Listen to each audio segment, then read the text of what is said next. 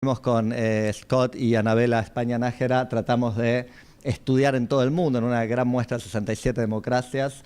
El artículo trata de ver los determinantes de la mayor volatilidad dentro del sistema y fuera del sistema, pero acá yo les muestro las estadísticas descriptivas, que es lo que me interesa mostrar ahora. O sea, básicamente esto es la volatilidad electoral promedio en un montón de elecciones desde el año 45 o la fundación de la democracia en este país hasta el 2006, en elecciones para la Cámara Baja, ¿no? Y vemos que el promedio mundial de esa volatilidad electoral es 25% entre elección y elección, pero la podemos descomponer entre un 15%, que es la volatilidad típica, votos radicales que se van al peronismo, por decirlo acá en Argentina, y volatilidad electoral, votos radicales que se van al PRO, es decir, votos radicales que se van a un partido nuevo, votos de un partido establecido que se van a un nuevo partido. Eso sería la volatilidad extrasistema. Esa volatilidad extrasistema viene creciendo fuerte en el mundo en las últimas décadas, y eso es parte de uno de los hallazgos de este artículo. Lo que podemos ver en América Latina es que si el promedio mundial de la volatilidad lo tenemos acá, estas son las 67, el promedio sin ponderar de los 67 países, América Latina está más o menos por el promedio mundial, ¿no? 26-25, 16-15, 10-10, pero eso es un promedio muy heterogéneo, que promedia estabilidad electoral, por lo menos hasta el año 2006, ¿no? Porque es verdad lo que decía Ken, en Europa están pasando cosas que no nos hubiéramos imaginado hace unos años, pero hasta el 2006 teníamos, quizás con la excepción de Italia, bastante estabilidad en los patrones de competencia electoral. Y, por supuesto, cosas mucho menos estables, por ejemplo, en Europa del Este. Esto es Europa del Este y los países de la ex Unión Soviética, ¿no? Fíjense, promedio volatilidad 44%, con 20% de volatilidad electoral, ¿no? Extrasistema. O sea que tenemos ahí bastante movimiento y diferencias de región a región. América Latina en algún lugar promedio.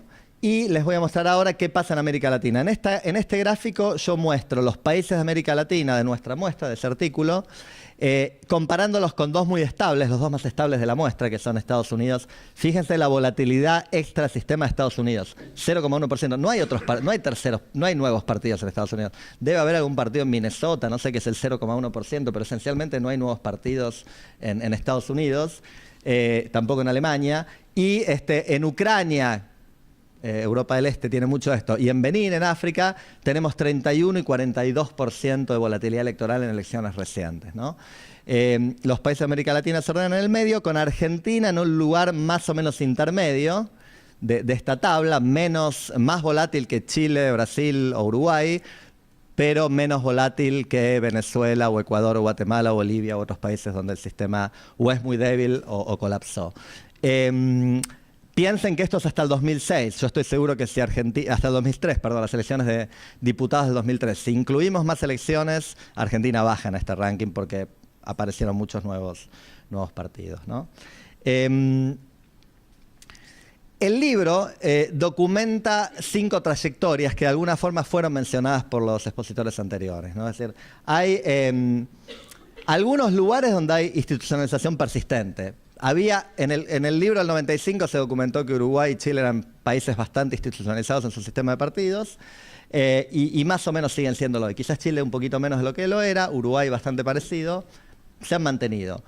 Lo que mencionaba Ken, ¿no? Hay países como Brasil, El Salvador es un caso muy notable, de países que se institucionalizaron, ¿no? Y la verdad es que cuesta explicar El Salvador, es un caso bien interesante. Yo coincido con lo que dijo Ken. A mí me parece que en un país donde el partido de gobierno tradicional es la derecha vinculada a los negocios y en algún momento los grupos paramilitares, y el partido opositor son los exguerrilleros que finalmente ganaron después de muchas elecciones la presidencia, y hace unos años estaban matando literalmente, el conflicto, el clivaje ideológico es de las pocas cosas que nos puede ayudar a explicar por qué un país como El Salvador se institucionaliza, ¿no? Por supuesto está lejos de recomendar que vamos a buscar conflictos para institucionalizar el sistema de partidos, pero parece que causalmente esto ocurre.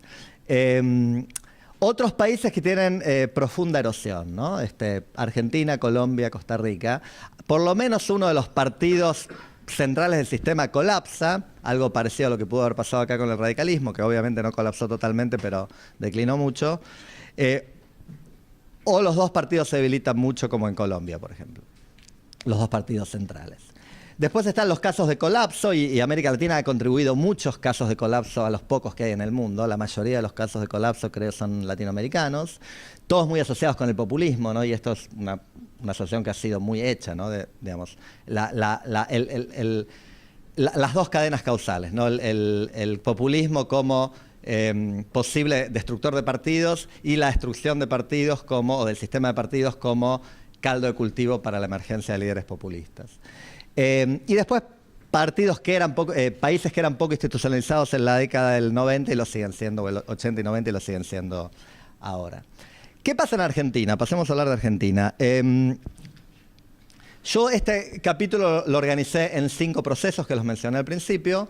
El primero es fragmentación. Acá baso mucho de estas cosas en muchos de los colegas que están aquí en la mesa. En este tema en particular, Ana María tiene un capítulo muy interesante en el libro de Carlos Acuña sobre instituciones en la Argentina, del tema de fragmentación, de cómo el sistema se viene fragmentando en Argentina en muchas dimensiones. Una de ellas es territorial. Pero yo, para ilustrarlo, hoy a la mañana googleé, me metí en la Cámara de Diputados y me fijé hoy cuántos bloques tiene la Argentina.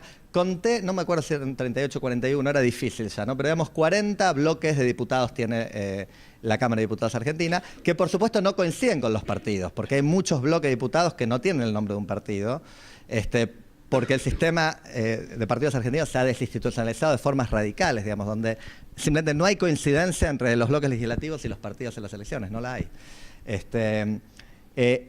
Si tomo en alguna definición de lo que es el PJ, el bloque del Frente para la Victoria, que es el más grande hoy en día, si tomamos a Cambiemos en 3 pedazos, ¿no? Y a la UCR, el bloque estrictamente de la UCR, son solamente el 41% de la Cámara de Diputados, ¿no? Cuando en la Argentina esto era el 80 o el 90% en la década del 80. Segundo proceso, la desnacionalización.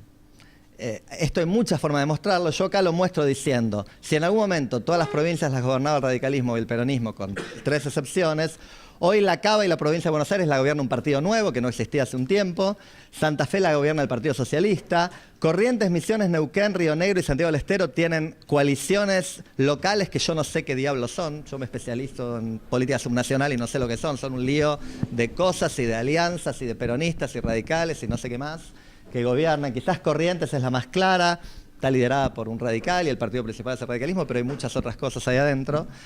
¿Y quién gobierna Río Negro, o quién gobierna Misiones, o quién gobierna Santiago del Estero? Les puedo decir los nombres, pero lo que hay adentro es legado de cosas del viejo sistema de partidos que se fueron reorganizando, ¿no? Entonces, en cada provincia tenemos un sistema de partidos diferente. La faccionalización que ha caracterizado en los últimos años, de esos 40 bloques que les nombré, identifiqué más o menos 10 que podemos decir que son peronistas en algún sentido de la palabra peronista. Y esto de Facundo Galván, ¿no? Que él documenta cada vez más facciones de los partidos que van a elecciones por afuera. Como ejemplo, Cristina ahora en esta elección, que no va con el peronismo, se fue del peronismo y va con otra etiqueta, como ya lo había hecho en el 2005 para competir contra Chiche Duhalde, ¿no? En la provincia de Buenos Aires.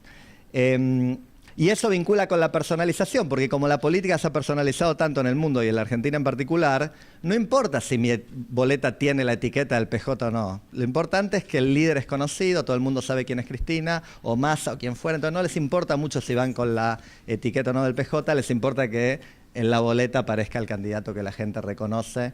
Y de alguna forma la etiqueta personal hoy tiene mucho más valor que la etiqueta partidaria, y eso lo vemos en que las etiquetas partidarias se esconden. Hace mucho tiempo que los partidos políticos no van a las elecciones en Argentina con sus nombres. El PJ se llama Frente para la Victoria, o Chaco Somos Todos, o algo por el estilo. El radicalismo se llama UNEN, o UDESO, o algo por el estilo, en alguna alianza, pero no muestran la etiqueta de quiénes son, ¿no? Y eso dice algo sobre el sistema de partidos. Provincialización de las etiquetas. Cada vez hay más etiquetas del PJ al UCR que van con el nombre de la provincia, ¿no? Bueno, y por supuesto la última cosa es la creciente fluidez. Hay creciente incongruencia de las alianzas. Paula ha documentado esto en su tesis doctoral y varios artículos. Los partidos se alían de forma diferente en diferentes elecciones, en diferentes provincias, para diferentes niveles de gobierno. Abruptos cambios en la orientación política como el peronismo, que era neoliberal hace unos años y ahora es neopopulista, o era y no sé qué va a ser ahora. Las facciones, las personas, la UCR pasa de ser K a ser Cambiemos, pasa a aliarse con De Narváez, a aliarse con los socialistas o en diferentes provincias. Cobos, que se suponía que era radical, se hace vicepresidente de una presidenta peronista, pero después vuelve al radicalismo. Massa, que era jefe de gabinete de Cristina, ahora es opositora a Cristina. Bueno, esa fluidez que los argentinos estamos acostumbrados, pero no es normal, digamos, ¿no? Es demasiado fluida, ¿no? El intendente Pose, que no sé si todo el mundo conoce, pero que es el intendente de San Isidro, que estuvo con todos los partidos argentinos existentes, o algo muy parecido a eso en los últimos 5 años, porque acá lo que importa es la persona. Tiene votos, tiene popularidad en su distrito, los partidos lo quieren, él quiere un partido nacional que le dé cobertura y es negocio para todos, ¿no? Un síntoma de lo que está pasando con el sistema de partidos políticos. Bossio y muchos otros ejemplos. Vamos a decir algunas cosas sobre cada una de estas 5 cosas.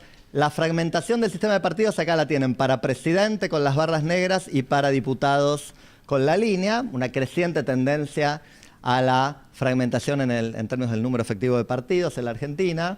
Hay subidas y bajadas, pero esta es la elección del 2003 que estuvo tan fragmentada para presidente, ¿no? No volvimos a algo tan alto como eso, pero la tendencia general es para arriba. Lo mismo en la Cámara de Diputados. Esto sería aún más alto si en vez de agrupar al bloque de Cambiemos, los desagrupamos, como lo hice yo recién, con los 3 bloques de PRO, UCR y Coalición Cívica. Desnacionalización, esto ha sido muy agudo en la Argentina, una gran desnacionalización desde finales de la década del 90 hasta hace poquito.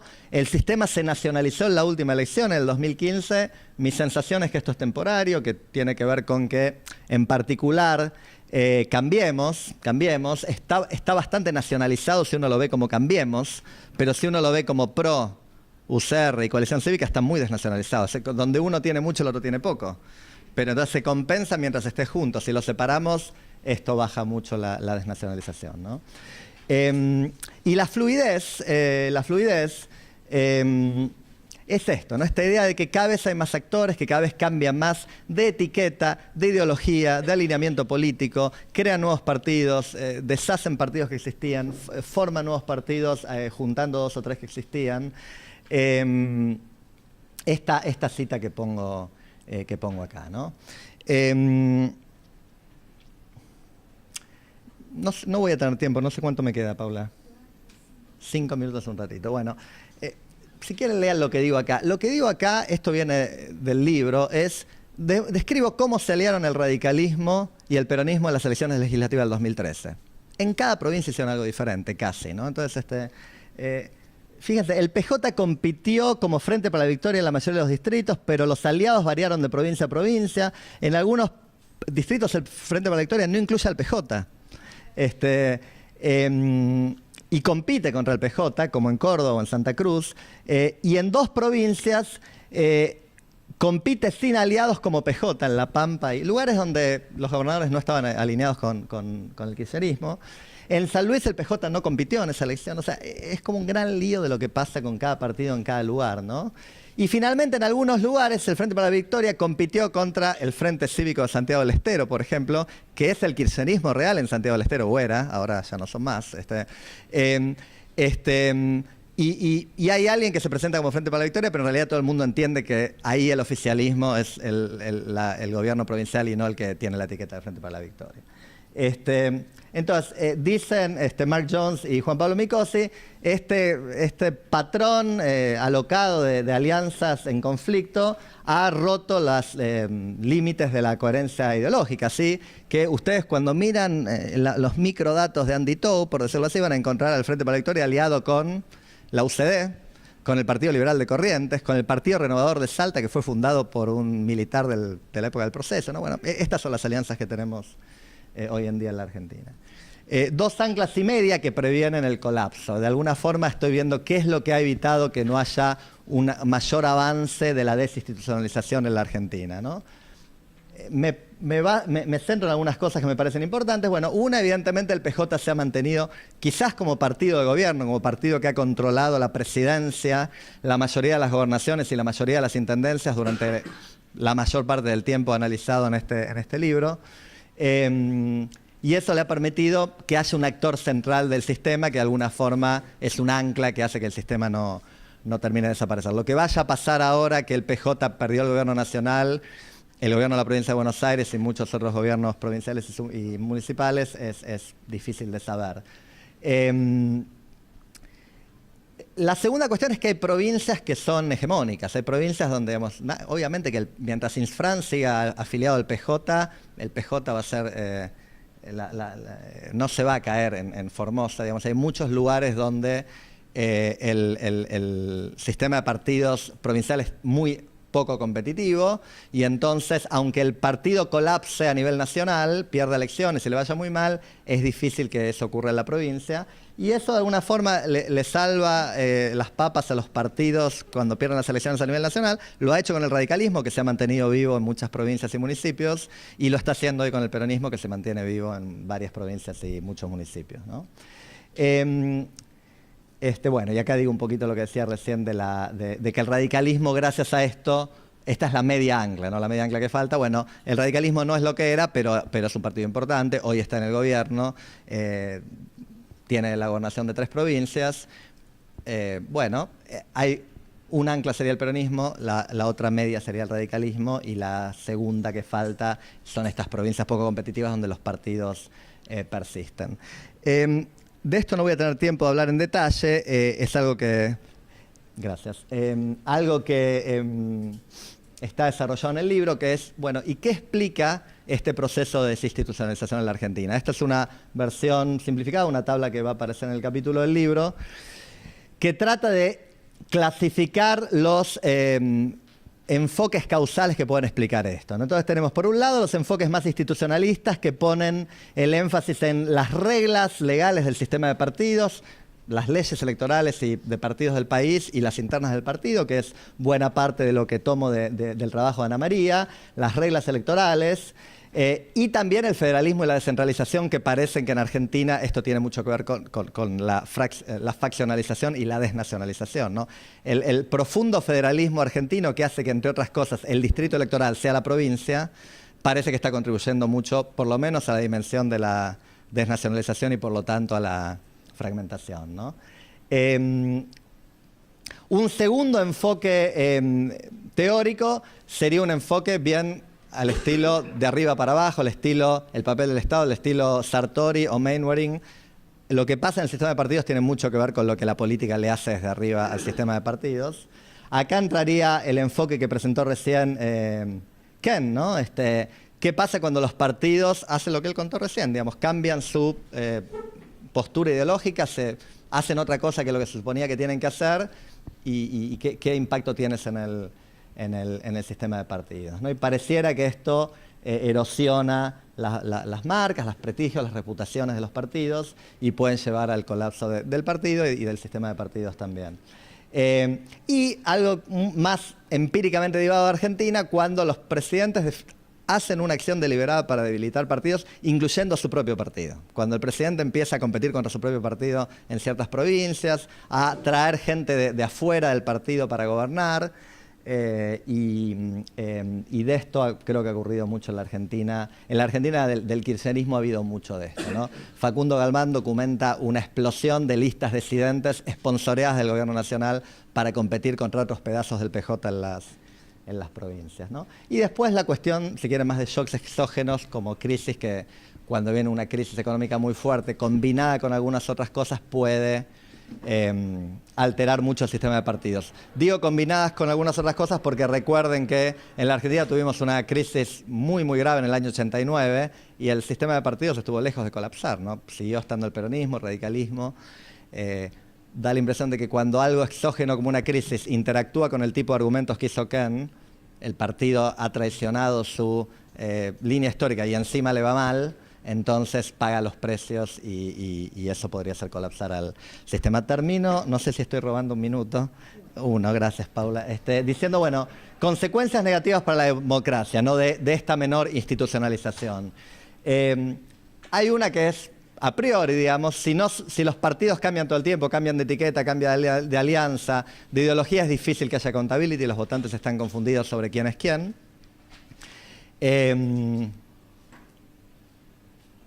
Un segundo problema es esta decadencia asimétrica del radicalismo y el peronismo, que ha hecho que tengamos un partido muy, muy fuerte y del otro lado muy poco. También se refirió a esto Ken. Y es muy interesante, esto lo digo casi como una nota arqueológica, pero el capítulo original sobre Argentina, escrito en el libro del 95, Mainwaring y Scully, lo escribió Jim McGuire, y él estaba preocupado en ese capítulo sobre la erosión de la democracia desde adentro del sistema, y estaba pensando en Menem, porque él escribió esto en el año 93, 94. Y bueno, cuando se vuelve a escribir este capítulo, de nuevo hay una preocupación por la erosión de la democracia, por lo menos yo la tenía, pero ahora reforzada por el hecho de que en la época de Menem había un radicalismo, o si quieren, una alianza del otro lado, radicalismo-frepaso, que era un competidor fuerte electoral, que le ganó elecciones fácil a legislativas y presidenciales al peronismo, pero que esto ya no estaba en esta última década, ¿no? Entonces, a mí me parece mi propia digamos, visión de por qué el kirchnerismo fue tan exitoso en avances hegemónicos sobre la democracia. Uno fue el commodity boom, me parece que está claro, y otro es que del otro lado no había nada, ¿no? Pensemos, año 2011, Cristina reelegía con 56% contra un 16% del segundo, ¿no? Que nadie se acuerda quién era el segundo. O sea, como una gran asimetría en las fuerzas políticas gobernantes y opositoras. Muchas gracias.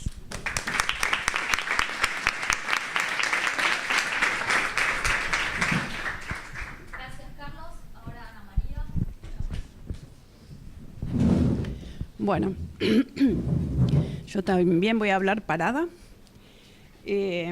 Bueno, muchas gracias por invitarme a hablar de un tema del cual, digamos, no soy especialista y, digamos, todos los que están en esta mesa conocen mucho más que yo. Y al mismo tiempo, al ser la última en hablar, uno podría decir, ¿y ahora qué va a decir esta mujer? Sí, básicamente todo ya está dicho, ¿sí? Entonces, digamos, lo que decidí es que quizás lo mejor es ser provocador. Y esto significa preguntarse, ¿por qué tenemos que hablar de institucionalización y no de cambio del sistema de partidos? Pues todo lo que han estado hablando acá es sobre cambio del sistema de partidos, ¿no? Y no de institucionalización del sistema de partidos. Y entonces voy a explicar un poco, digamos, por qué me resulta incómodo un poco el tema de la institucionalización y entonces qué podemos agregar al respecto. Cuando se introduce el tema de la institucionalización del sistema de partidos, digamos, básicamente la reintroducción, como ha hecho bien, digamos, la trayectoria de este concepto Fernando, se produce en el contexto de la tercera ola de democratización, ¿sí? Y entonces la preocupación allí era, si la democracia está por quedarse, ¿qué debemos esperar del sistema de partidos en ese caso? Y lo que debemos esperar es que se institucionalice el sistema de partidos, ¿sí? Entonces uno dice, bueno, sí, claro, que digamos, ¿qué otra cosa uno podría estar esperando? Es natural, ¿qué es lo que queremos respecto del pasado del que veníamos? Y lo que queremos es orden democrático y previsibilidad. Y entonces, en función, digamos, de este sustrato normativo que tiene la idea de institucionalización, bueno, se han ido definiendo el concepto, etcétera, y bueno, Mainwaring y Scully es, digamos, son los autores centrales en esto. Entonces uno se puede